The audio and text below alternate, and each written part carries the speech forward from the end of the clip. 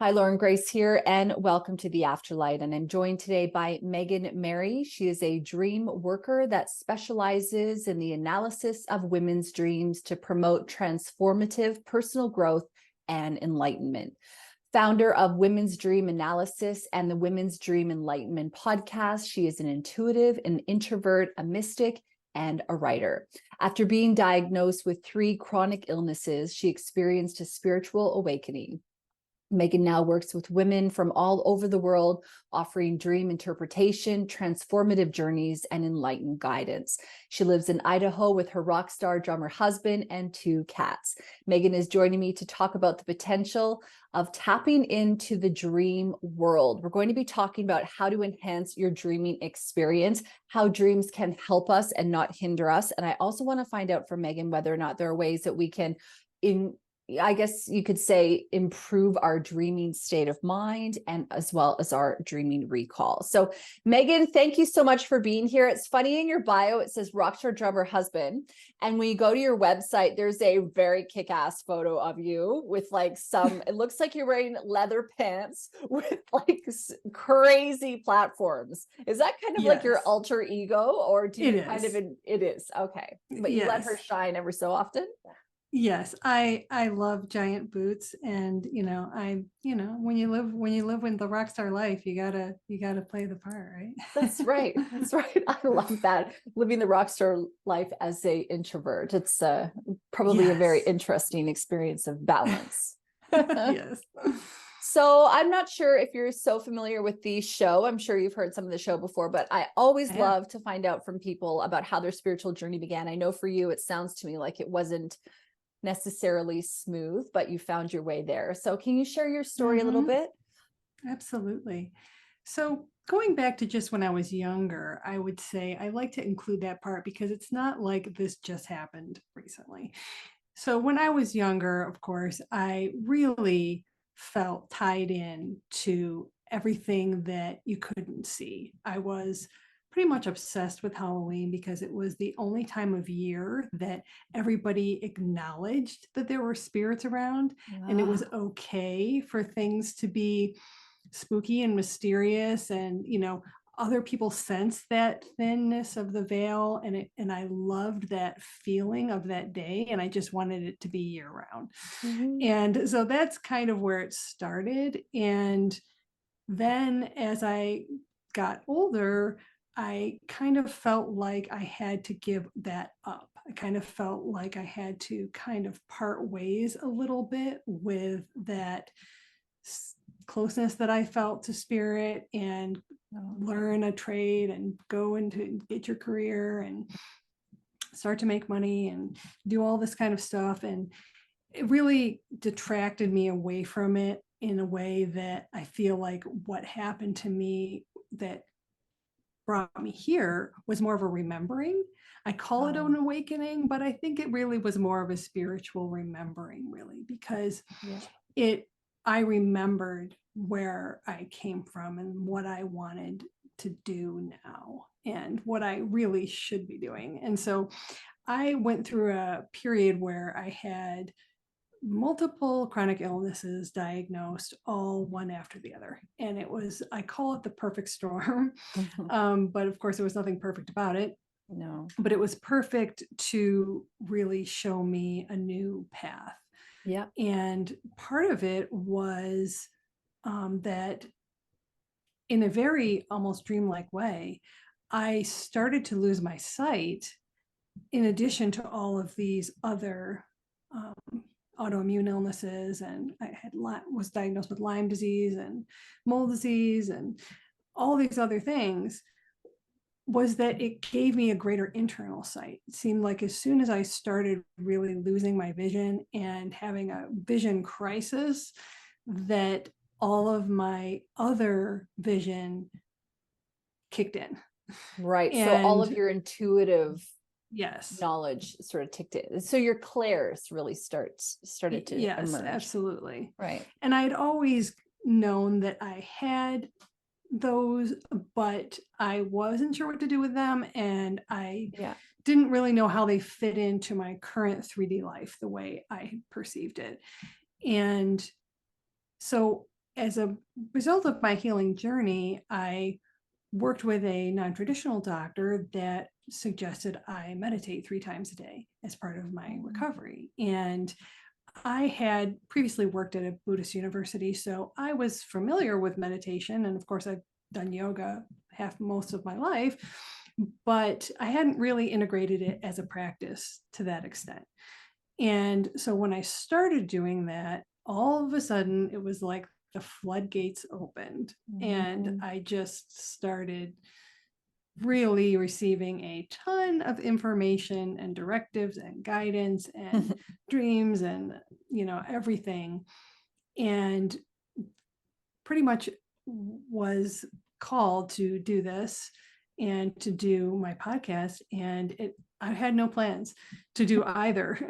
I was working my job, and I was writing a fiction novel, and that was really my passion at the time and what I felt like I really was here to do. And I believe I still am, and I will get that published, but not yet. This all happened and said, oh no, you're doing this, and you better put on your seatbelt because it's going to go fast. Yeah. I want to go back for just a second, Megan. There's a lot of jumping off points in your story that I'm interested in pursuing before we get into all things dreams, which I know is going to be a fantastic conversation. I can't wait. But I want to ask you whether or not, okay, so you're on your spiritual journey, we could say, because when we're here, and I believe that when, we're all spiritual beings, and some of us are a bit more realized than other people, but I think that, when we're younger, we're closer to kind of the veil, right? And, you're talking about Halloween and sort of almost having permission to be who you are. And it was interesting when you talked about leaving that behind. I thought you were actually alluding to the fact that you were kind of letting the inner child sort of stop running the show, which maybe it sounds like, you kind of got a little bit more serious, a little bit more practical, I guess you could say.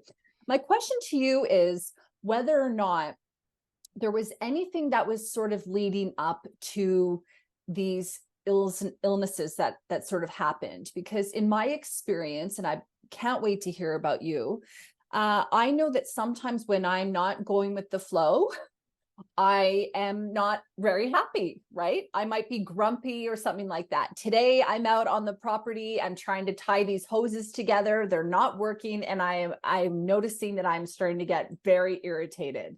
So I ended up putting that to the side and changing my attitude and going and doing something else. That's just a small example of when we're not really in alignment, when something is not working the way it should, to kind of maybe pivot or do something new for a little while. So were you sort of ignoring the signs? Were you in a career that wasn't for you? Were there other things that were happening around you that you hadn't really acknowledged and you kind of needed to be kicked in the butt a little bit? Yes, there were so many things, I think. I part of it was that I had several other, I guess that you would say, mini alignment or mini awakenings along the way, probably about 5 or 6 years ago. I had a real time when I said, what do I really want to do? And I did a lot of work on purpose, and I really sort of changed a lot of directions and started really focusing on a specific area of advocacy where I got certified as a plant-based nutritionist, and I was really doing a lot of animal advocacy work, and I was really getting involved with all of that scene. And I felt like that was really where I was supposed to be, and it probably was at the time. But then I kind of got called away back to my book, because I've been working on this book probably for 10 years. I mean, I left it for probably 7 years. And so also along the way, my husband and I moved a number of times, and I feel like when you where you live affects your whole energy basis as well. So yes. We had been in Las Vegas for an incredibly long time, and as much as that was a lot of fun, I feel like it was spiritually distracting. That's a good one, to say the least. Yeah. And of course, I always did celebrate Halloween, and I still do. And I'm a huge Halloween advocate, I call myself. But it was, I couldn't figure out how to extend that into my whole life. And growing up very academically focused and very the other side of the brain, that's really not I'm a very creative person, but I also am a very driven and by the book person. And so that really kind of squashed a lot of maybe ideas about doing something like I'm doing now, because that's not what my initial training was in. That's not what all of my career is in. And so it was difficult to say, how can I leave that and come out of this? And I feel like that's so many women struggle when they discover that they really have this calling or they have this gift, and that they really want to transition away from whatever career they've dedicated most of their lives to, or whatever definition they had of themselves. And it's difficult, very, very difficult to do that, especially when you're trapped in your own hamster wheel of what you think it needs to look like and how it has to be. Yeah. And then what comes to mind is, of course, well, how practical is it? How are you going to make a living at it? How are you going to, it's all well and good for us to follow our dreams, but, how are you supposed to pay your bills? Exactly. So that's always difficult. But it's funny because you and I were talking before I hit record, and we were just talking about how, spirit will bring us the clients. People will find their way to us. That's just the way that it is, I think, when we're in alignment. And it's a big part of that. Is my girlfriend and I were talking this morning, and she was saying, it's that whole idea of being 3 steps away from gold. And sometimes what we do is we quit right before we're going to hit it, or there's those stories of those people who have those gold farms. That's probably not the right term, but gold mines, and they sell them, and then somebody else buys it and goes in, and they were 3 feet away from gold. And how do you kind of navigate that for yourself? How did you make that transition? Did you find it difficult to share that with other people? I'm going to leave my career and I'm going to go and I'm going to teach women how to interpret their dreams, Yes. It's funny how it's easier to tell perfect strangers than it is to really try to explain it to people that already know you, because of course then you're worried about their conception of you and their judgments, which they may or may not even have, but you've got it all figured out in your head what everybody's going to say. Because that's your doubts. That's right. Fears. You're just projecting that onto other people.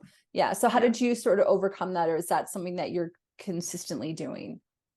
Yes, I think affirmations played a huge part for me. Meditation and affirmations, and just reprogramming that mind, reprogramming all the things that you're telling yourself, and all of the thinking instead of the feeling, the mental over the spirit, just all of that struggle. And it is a constant struggle. It really is. I think so.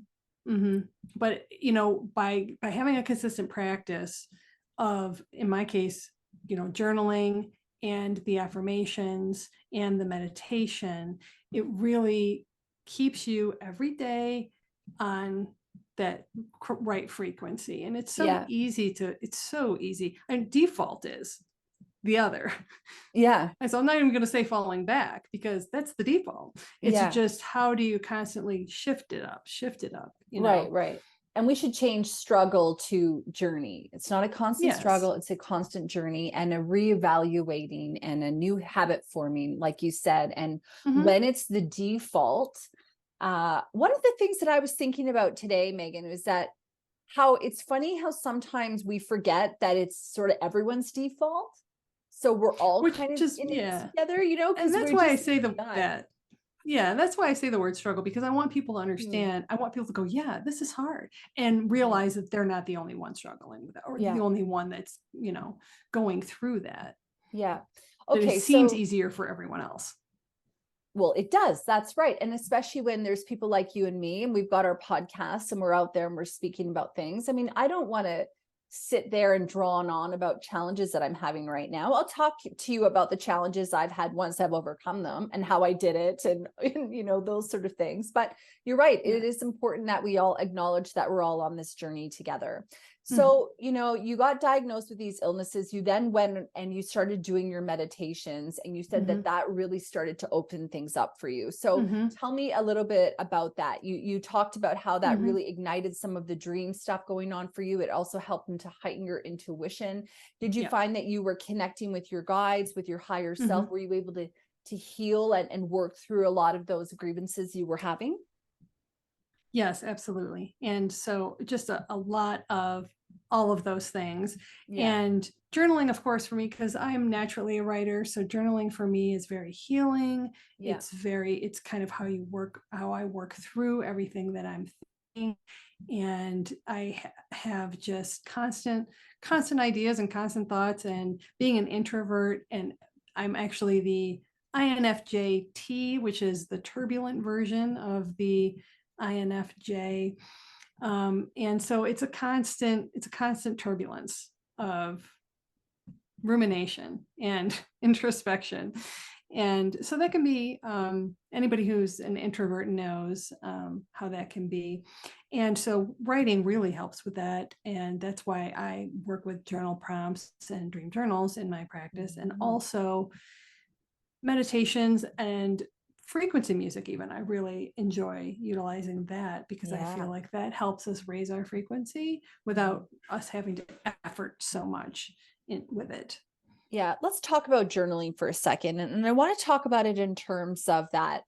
I want to talk about it in terms of habit forming and whether or not you have any tips and tricks around that as well. And I guess even whether or not you notice when you started journaling. I mean, you're talking about being a writer. We know you've been working on a book for 10 years. So maybe it wasn't always a constant thing that you were doing.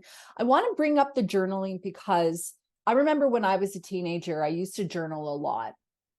And I remember, I think I wrote 9 journals in a space of short period of time, you know, teen angst and all that. I would have had a lot of content, I'm sure.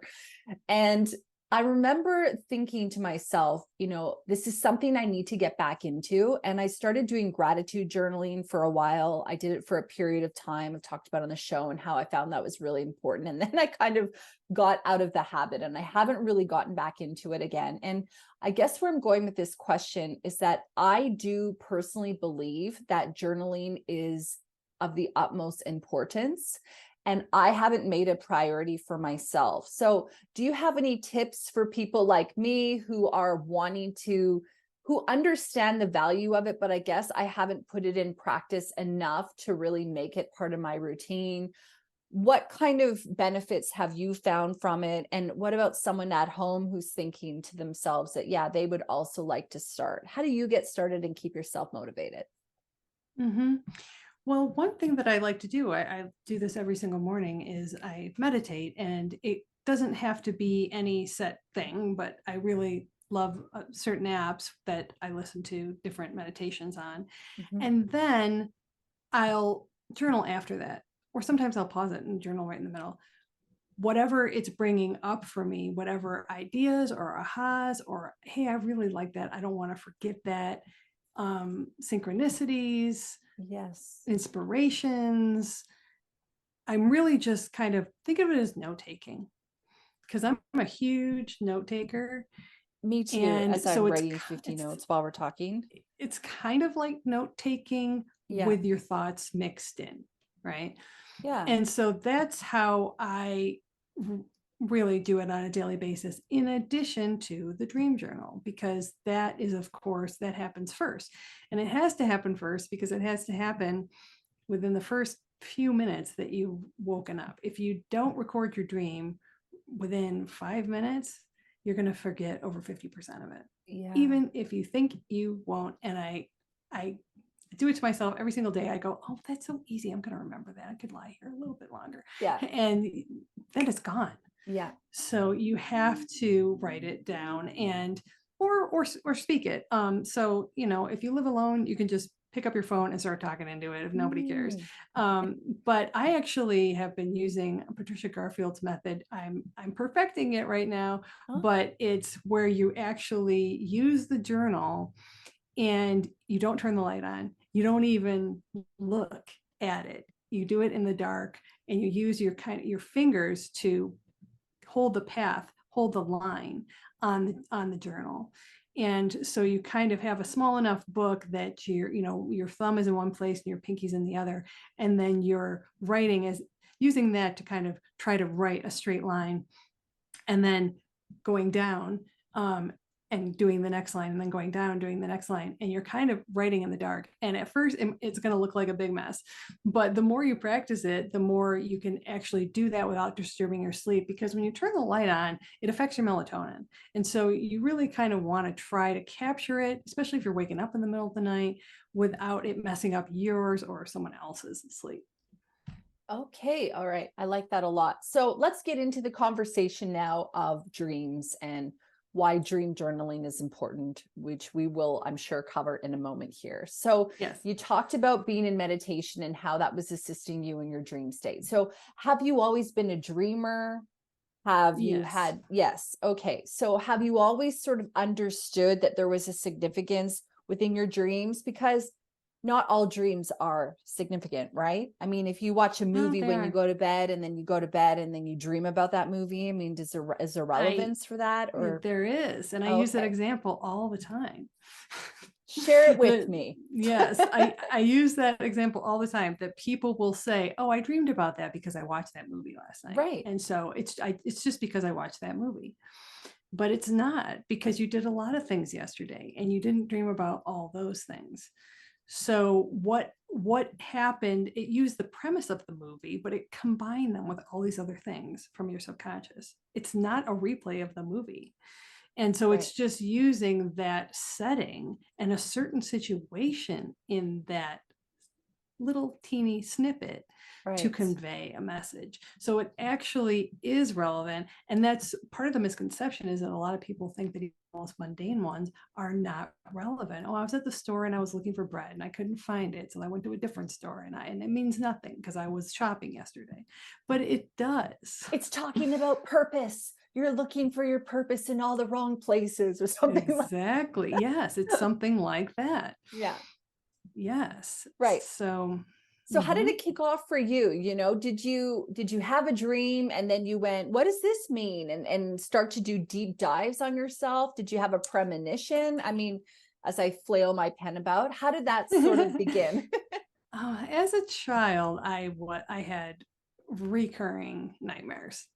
Okay. And so I think that was part of my wanting to know what it was about and why I was having that. And also I would fly all the time and have amazing flying dreams. And so I became really obsessed with trying to figure out what this alternate world was. And I already believed that the waking world wasn't everything that we could see, and that it was more than everybody was telling me. Yeah. And so I knew that had to be the doorway. That had to be the one that I could access it through, because I couldn't figure out another way as a child.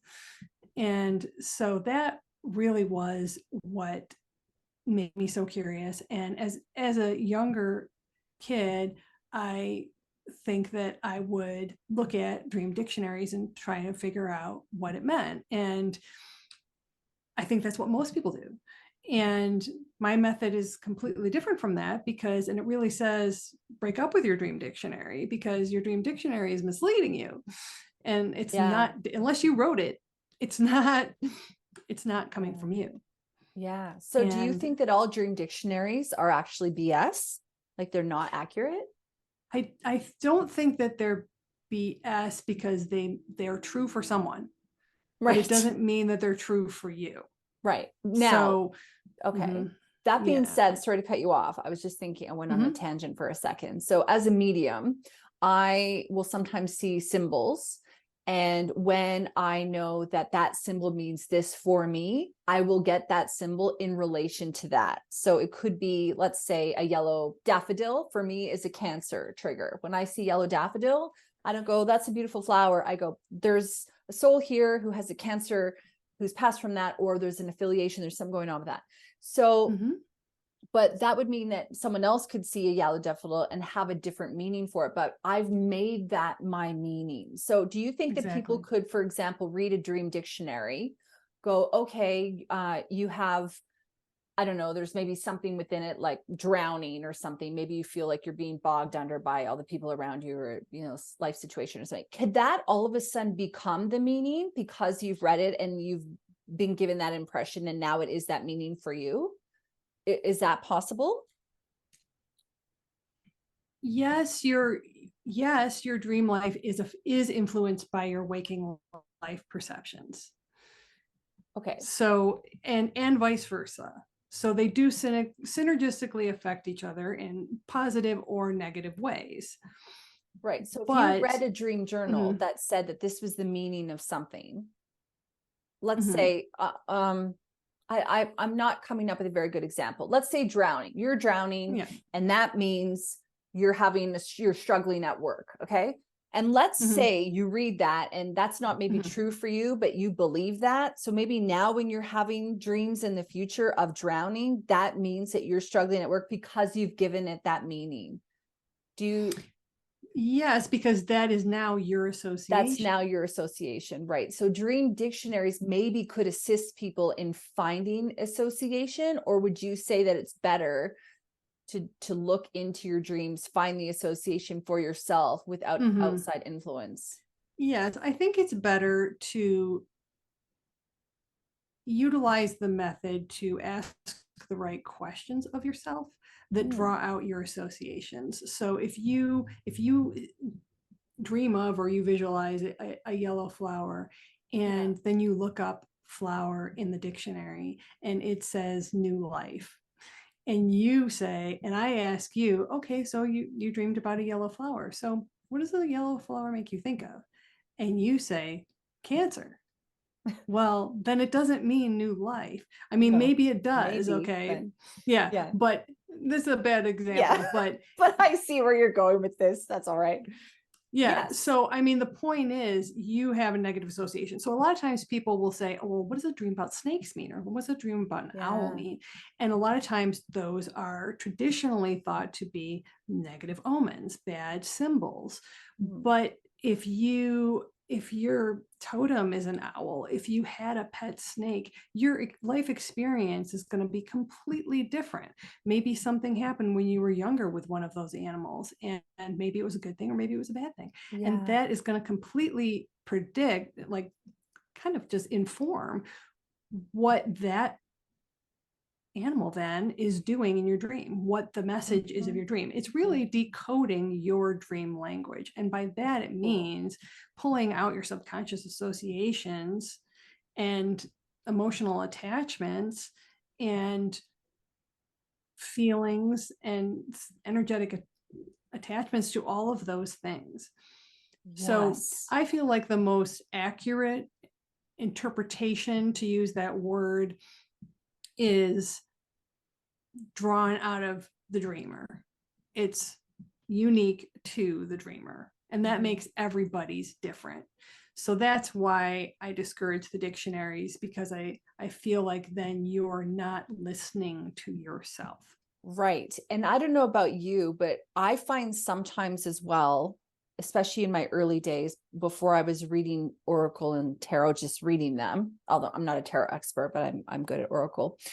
I would read the book, right? And I never retained it in the same way. I don't know about you, but when you sit there and you're kind of like forcing yourself to go, okay, I noticed a lot of greens here. Maybe there's a heart thing going on, or I noticed numbers, you know, I'm starting to all of a sudden have to really go into it and really feel it out. And I feel personally that I recall the information in a completely different way versus if I was just reading it in a book and going, oh, I guess that's what that means. Is that true for you? Yes, because, and I'm glad you brought that up, because I actually used the Denise Lynn Sacred Traveler deck, and I saw that you had a Denise Lynn deck, and I don't read the book because it's I don't need that. It might Yeah. be interesting, Yeah. but I don't need that. And some of them don't come with a book anyway.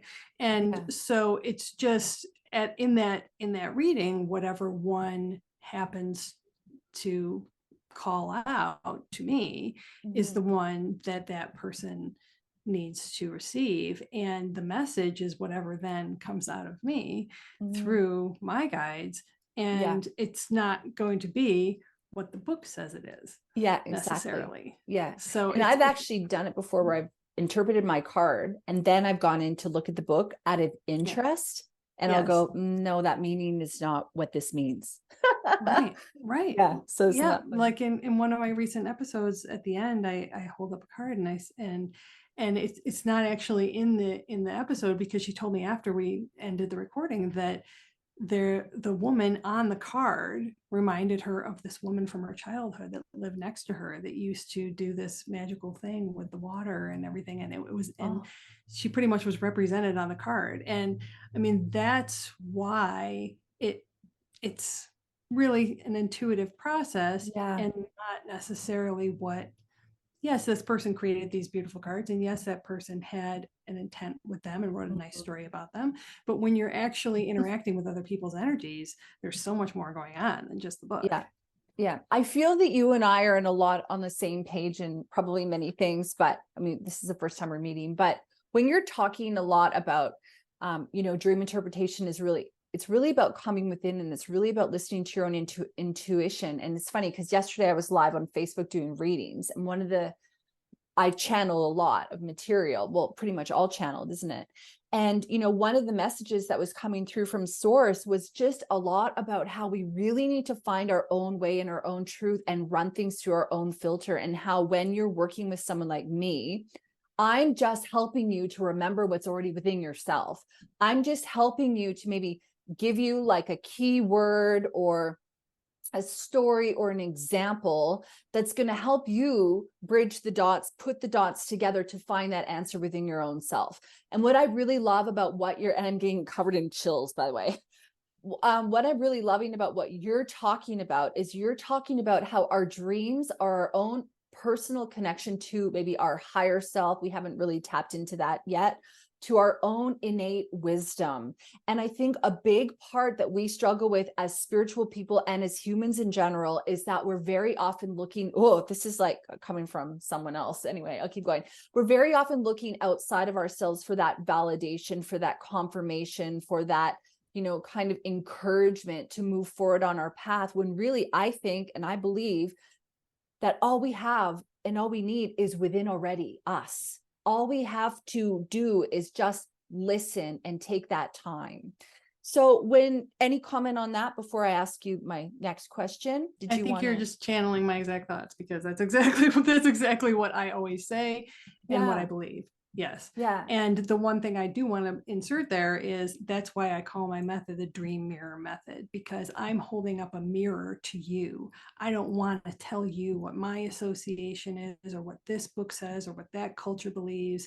I Yeah. want it to be a mirror for you so that you can look into yourself and connect with your own higher guidance by decoding your own dream language and Yeah. connecting into that doorway that dreams are.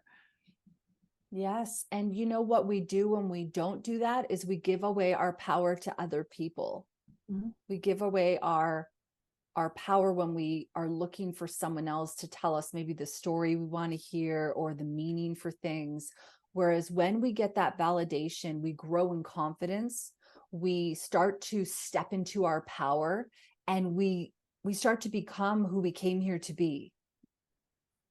Mm-hmm. Yes. And so I like to think of dreams as like the doorway to reflection Yeah. and enlightenment and awakening and magic, but magic with a K. And I use Mm. that terminology because that is the action that is taken to affect personal transformation. That's what magic with a K is. Right. It's alchemy, isn't it? Mm-hmm. Yes. So you were dealing with nightmares as a kid, and so you were Mm-hmm. always sort of a little bit interested in what these meant. When was it that you started to be able to decipher what your dreams mean for you? Did you take time? Did you journal? Did you do some of these, different methods that you've talked about? I mean, how did the Mhm. process itself really start to kind of synergize or really come together and solidify for you, where you went, wait a minute, my Mhm. dreams are Mhm. mirroring my fears in my current life, and this is how I Mhm. process and make them work for me. Mhm. It's a long combination of all the things that I've learned. So I studied in college and in graduate school, I had English literature. And so I extensively studied literature, British specifically, and medieval. But what I really liked about that time in my life was the story, analyzing it. I didn't care about the sentence structure or the grammatics or Mm. whatever. It was the analysis. And that also combined with all the philosophy and the theory and the metaphysics and the different religions and the different psychology. I studied all of that and combined all that with what resonated with me. So, all the different ways that you could think about your existence, all the different theories about why we're here or where we came from or where we're going or how we interact with the world we're in. All of those influenced me to create my own take on that. And when I started applying my own take, I couldn't think about it any other way. It Yeah. just seemed like the most authentic and personalized and true aligned way to look at it. And Mm. that's how anyone that I share it with feels too. So it's really resonating with other people as well, and it's making me feel so much like, yes, this isn't Validation. something that I'm trying to convince you of, like you said, outside of yourself. It's something that's coming from you. So of course it's going to resonate with you. Yeah. And what is really interesting too, and I'm sure you'll find the humor in this when I phrase it to you this way or put it to you this way. You want to teach people a method that you learned yourself about how they can find their own method, basically. Of course. Right? Yes. Yeah. Because it's not something that's like you're going to need me for the rest of your life, right? It's Yeah. just a, hey, let me give you the keys. Yes. Here are the keys. Here are the tools. Okay. So let's talk a little bit about, so you have a dream or you have a nightmare. Do you find that the nightmares and the dreams are of equal importance, or because there's a fear-based happening within the nightmare scenario, do you think that that's kind of a little bit more, maybe there's more emphasis on you to really pay attention? Somebody asked me that question just last weekend, and I think that they are equally important.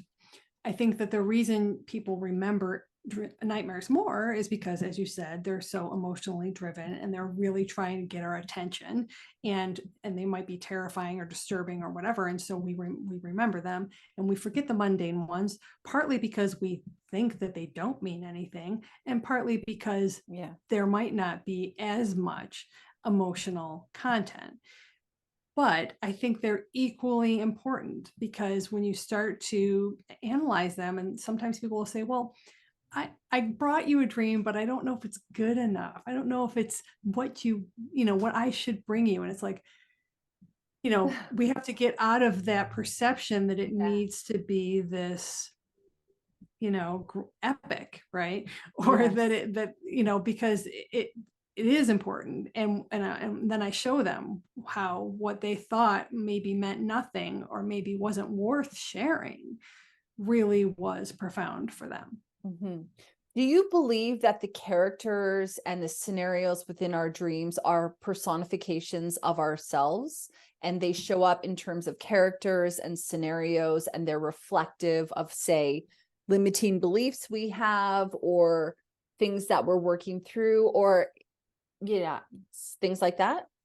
Yes, in general, I do believe that theory most of the time. Yeah. Aside from what I would call angelic visits or or souls, because I've had actual dead people in my visitations. dreams. Yeah.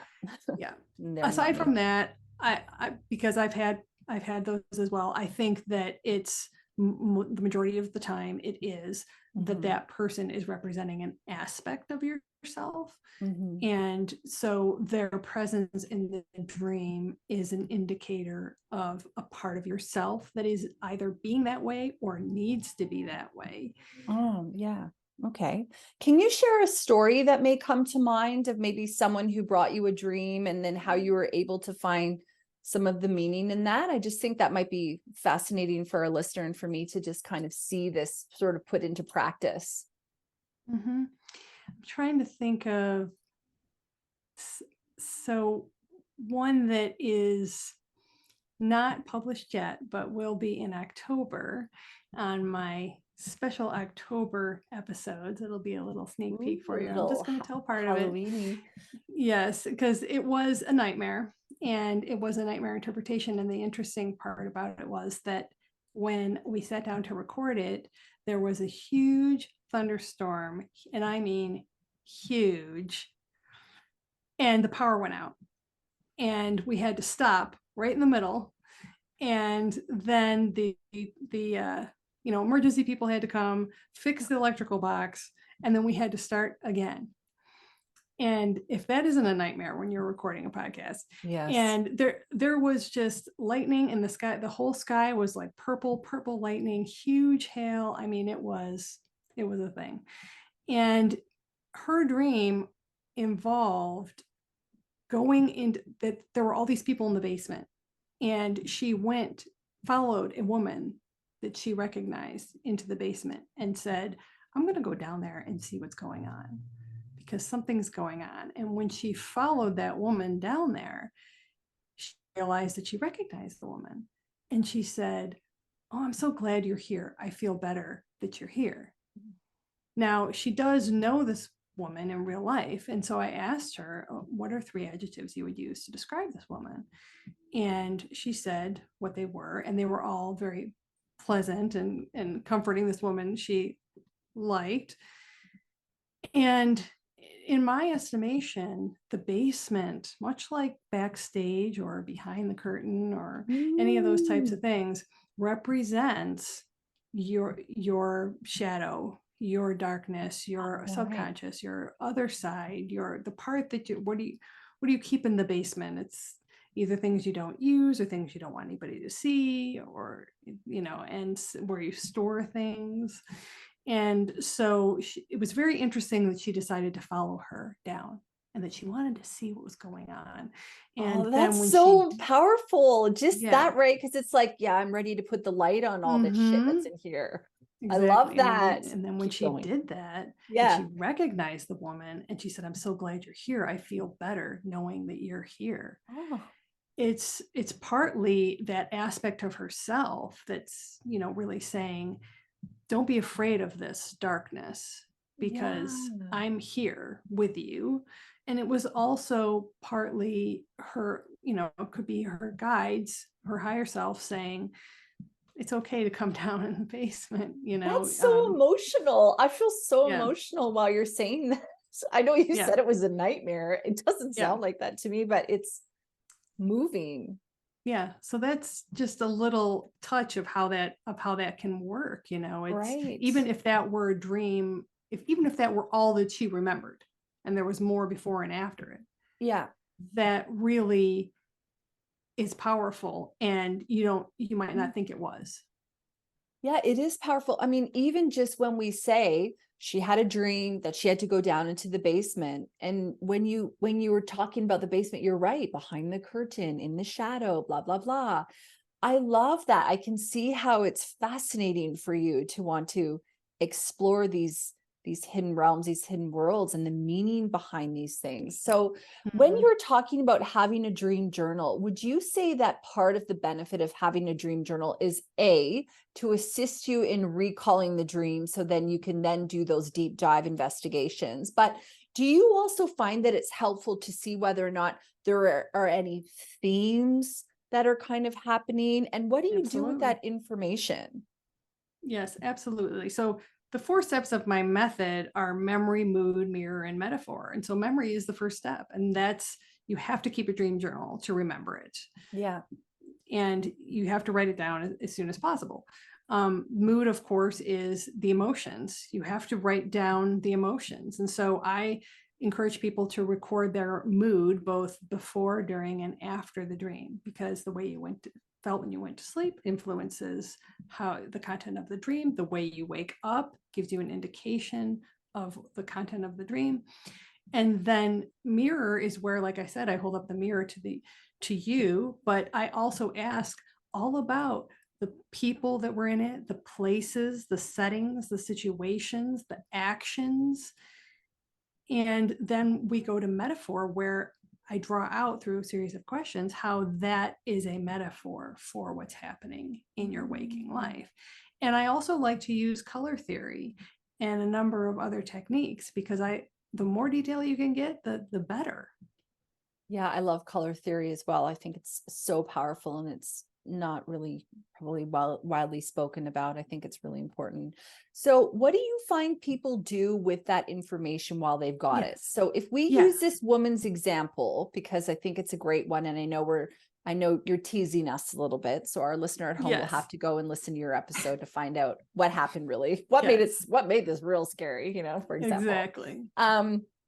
But let's just use the really short version that you talked about. So if she now knows that she is ready to face her shadow self, ready to bring to light the things that she's buried, how does she put that into practice in her own life? How is that going to help her? She's starting to look for themes in her life where she's going, I'm feeling an emotion. Normally I would stuff it down, but now I know my dream's telling me I need to cry, or I need to scream, or I need to speak what I'm saying so that it's not stuffed down deep down. Yes. And that's part of the reason that I do dream journeys, because then we can do a series of dream sessions where we can start to, like you said, see the patterns, see the recurring themes. And an example of that would be that if, say, she didn't, then, I feel like that's a really positive metaphor going on there, that she's already willing to do that subconsciously. But say that she then had another recurring dream where she kept going into the basement, and maybe something else happened, then or was afraid to go back in the basement, say she had another dream and she was afraid to go back down there again. I think that when you start to see different themes, that can really tell you recurring dreams recur because you're not addressing something, in other words. And nightmares also there's something you don't want to see, and so on. But what I try to do as part of my journeys is really utilize all different types of modalities to help people then integrate what they've discovered in their sessions. So, and it really is the things that we've discussed. So sound healing, the musical frequencies, affirmations, and journal prompts and meditations, really tailored to whatever the content and the message was of your dream, and then what that indicated that you need to work on.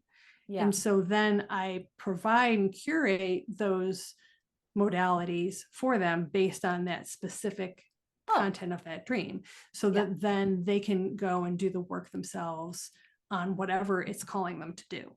Yeah. So you go, okay, girl, here's your dream recipe. You want a little hit of Hertz music. You want a couple of these meditations sprinkled in with I love that metaphor, because meal. Since I'm a home-based chef, yes, I love that. Are you a home-based chef? There you go.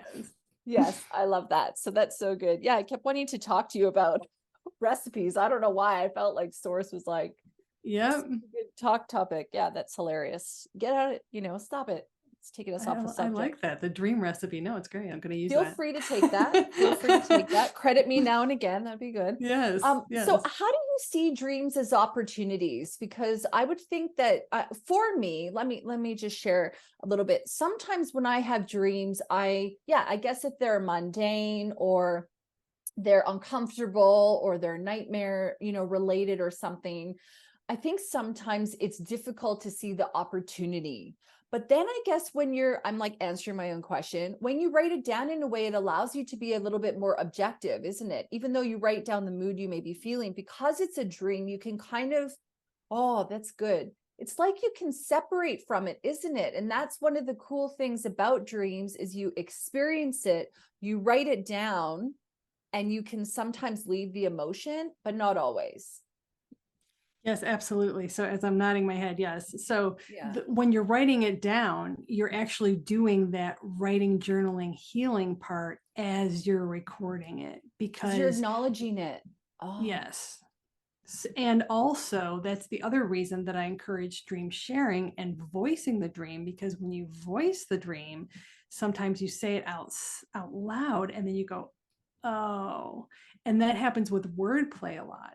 So there'll be something that comes up in the dream and it'll be like a fictional person's name or something you saw written down, and you'll say, it said this, and you say it out loud and then you go, oh, that's pretty clever. And yeah. it'll come up with things that it'll use wordplay like homophones and homographs and all these kind of weird things that to get the message across and in a cryptic way. Yeah. So do you think that, dreaming is a big part about where our guides, because with you and me, like we do this work on the regular basis. So for us and for other people who are on the spiritual path, who are maybe aware of how their guides connect to them, like, I mean, I'm talking to you, but I'm getting fed information the whole time, right? And I can hear it and I can discern that it's coming from spirit because it flows in a different way. But would you say that in general, people who are maybe still spiritual, but they're not always attuned to the information, so they may not be, I mean, that being said, I'm still saying that I need my dreams to sometimes assist me. I'm not sitting here thinking I have the whole thing figured out or anything like that. But, I think that in our waking, we probably can receive information and discern it and hear it differently than someone who's still learning to do that. And that's why the dream stuff is so key, isn't it?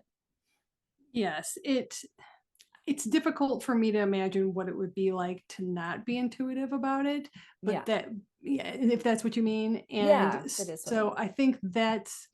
I think that's where the method helps you tap into your own intuition, because we Yeah. are all intuitive. We just don't pay attention. Yeah. And so it's Yeah. really figuring out how to listen. I call it listen to those whispers, because they're tiny little things like the little synchronicities that we see during the day. And we go, well, isn't that funny Yeah. yesterday I was on a podcast and my cat's name is Merlin. And she said, my dog's name is Merlin. And I'm like, well, isn't that funny? But there's more, and it just keeps Yeah. piling on the more Yeah. you start going, oh, and isn't that funny? And Yeah. that's when we say it's funny, it's a synchronicity. Yeah. And We actually, when don't you're know how to explain speaking, it. I love how you're talking about, you're kind of making me feel like what you're doing actually in the work that you do is you're empowering people to question things in their waking life as well. We were talking about how maybe people are triggering things within us, when we see people on the outside of us and they trigger things within us. I can't remember if you and I said that before I hit record actually, but when it's kind of like getting us to sort of look at our life on the regular basis, as opposed to just waiting for our dreams to help us. So it's almost as though Mhm. dreaming and then the dream interpretation is actually allowing us to be more present in the here and now, in which we can react, we can notice our own behaviors, and we can start to bring to light things that maybe we would be stuffing down, like our woman that we were talking about earlier. Yes, and it actually part of part of lucid dreaming is one of the techniques for lucid dreaming is reality checks, where you're Yeah. constantly saying, Hands or yeah, looking at your hands or looking at things and saying, am I dreaming right now?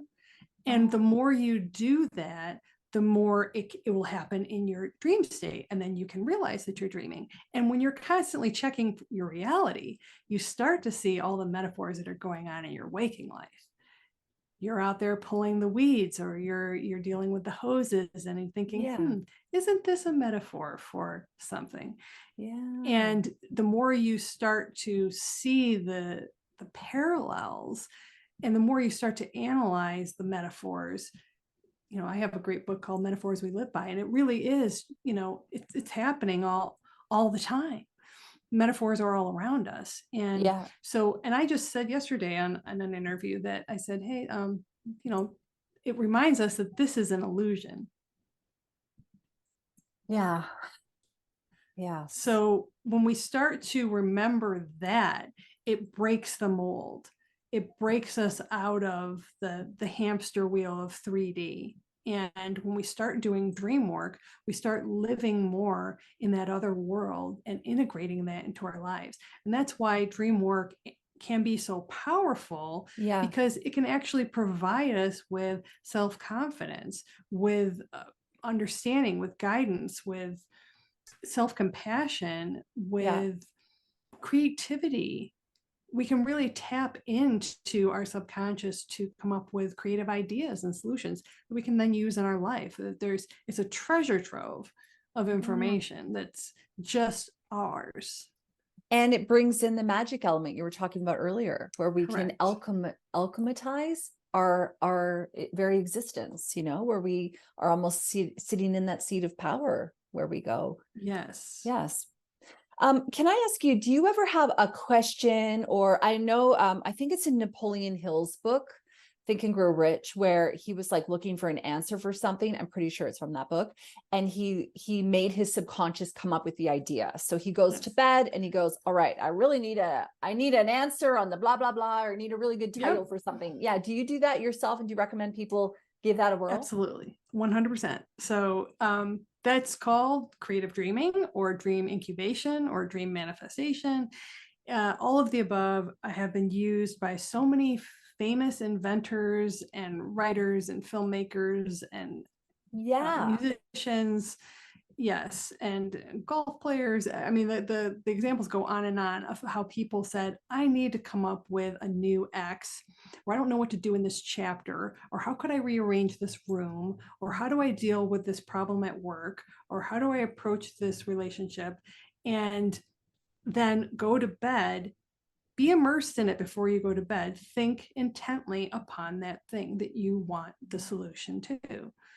And your mind, Gail Delaney calls it the 24-hour mind.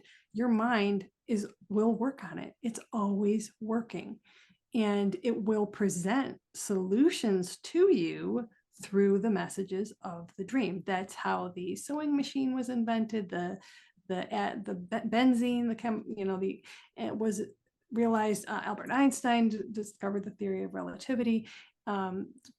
Great movies like Twilight and Inception were I all love Twilight too. came to them in dreams Yeah. and inspired by dreams. And so Cinematic it's so classics powerful. like Twilight. It's so powerful. I mean, Yes. that my novel idea came to me in a dream. Well, So I've had dream stuff come to me as well, and I go, okay, mhm, and I don't really question it. I just act on it because I just sort of feel that it's coming to me from source, and I'm supposed to pay attention to it. What yeah, about people who don't dream? And I know we are at the end of our time together, but I think that we mhm, do need to bring that up mhm, if you could kind of weigh in on that, because some people would mhm. say, I don't dream, I can't recall Yes. my dreams, Yes. how do I And I get didn't started? realize how many people felt that way until I started doing this work. Yeah. And so the good news is that unless you've actually had a car accident and suffered damage to a part of your brain, you are dreaming. You just don't remember them. Mhm. So everybody has a, about 5 to 6 dreams a night. They dream for roughly 90 minutes every night. And depending on your level of estrogen as women, or your medications, or what you're Mm. eating, or your lifestyle, or the state of your, the way where you sleep, and the temperature in the room, and all these other things can influence that. But rest assured that you are dreaming. And so it's really about intention and about willingness. And, Mhm. you know, there are certain personality types, if you're really into personalities, that are more willing to be open to the possibility that there is something there for them. And those are the people who have greater dream recall. Women also have greater dream recall than men do, and they write them down in more detail than men.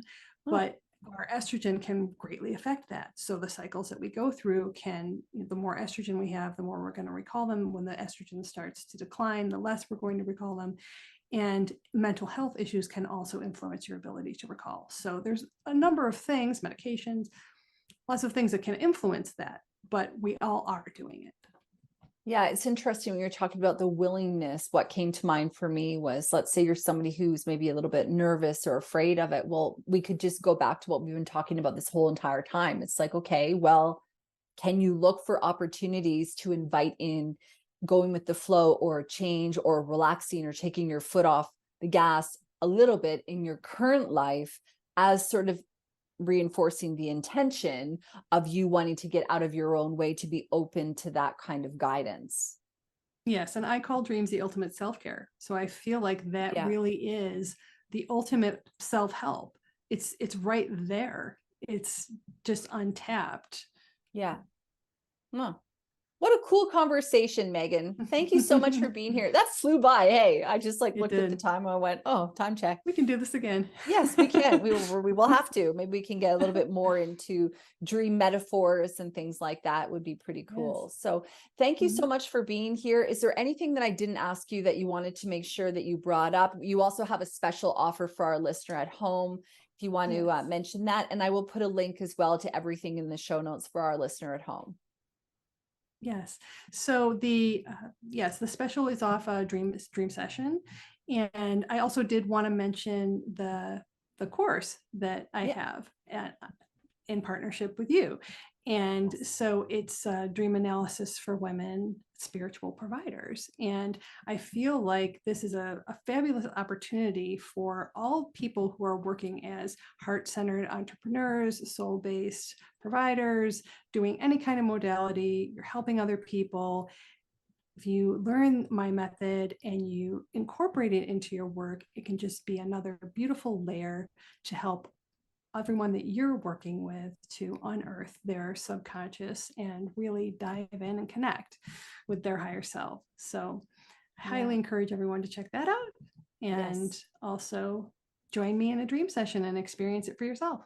Yeah, well, I think, based on our conversation today, what I do realize is like you're talking about, when you are listening to your dreams, you're really opening up the door to a whole new world, living and while you're asleep, and I just love that about our conversation today. So thank you so much for sharing that with me. And I'll put a link to everything in the show notes as well for a listener at home. So Megan's a Awesome. partner with me on my Powerful Productivity for the Spiritual Professional course. So a link to all that. And thank you, Megan. And I can't wait for you to come back for episode 2, whenever that shall be. Awesome.